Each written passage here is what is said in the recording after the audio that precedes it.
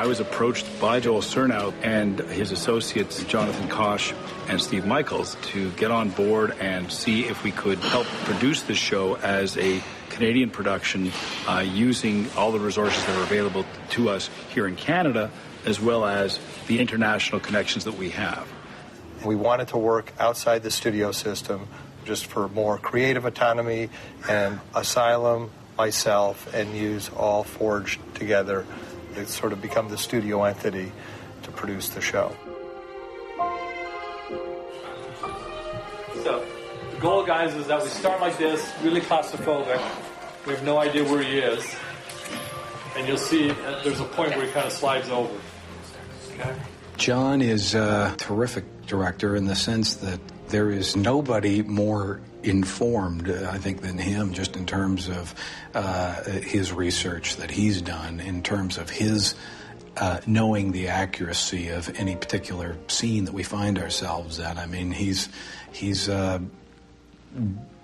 dove in quite deep in terms of every detail. He's got this 500-page script that he's got to, have all of the pieces of the puzzle. He's juggling it all. And, we're kind of hyper-focused on our individual characters and their relationships with one another. But, he's got the entire vision that he's bringing to the table every day. And yet, he was always so happy and so much fun to work with. I think at some point you have to realize that you're not going to replicate history exactly the same. But we are going to make all the best efforts we can to do that. And we have. And we have in our production design, in our lighting, our wardrobe, and unbelievable attention to detail. We're not making a documentary, but what we do want to do to support all of the narrative and all of the textures of the period is to work back from the smallest detail up to the largest environment. We set, and action. Yes, Mr. Director. I have news for you. The president has been shot.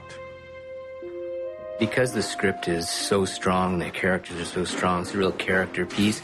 I think to do like an overly stylized type of work would take away from sort of the heart and soul of the story. So I've chosen kind of a naturalistic sort of approach. It's a very opulent family, and lots of brass and chandeliers and crystal and that sort of thing. Big wood environments of the era. So I try to shoot sort of very classic and draw the environments into the shooting and almost create the environment as another character. Jason, he does a lot of leading on his left arm. His right hand.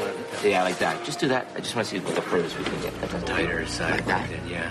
Somewhere there, I think that's good. We just start to feel through. Let's see how that lines up for us. Okay, that's great. There's a number of situations in which we're trying to recreate a very iconic image. The Oval Office really stands out because that's where we have the biggest percentage of classic, iconic photos that were in, all the big magazines at the time, Time, Life, all those sort of things.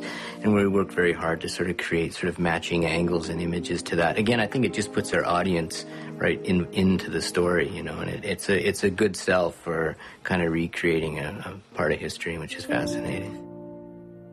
Being here in Toronto with this super crew, just full of kind of admiration and gratitude for the niceness and competence and patience and expertise. I think Canada should be proud of them because they're brilliant. If I could take them with me on everything I did, I would.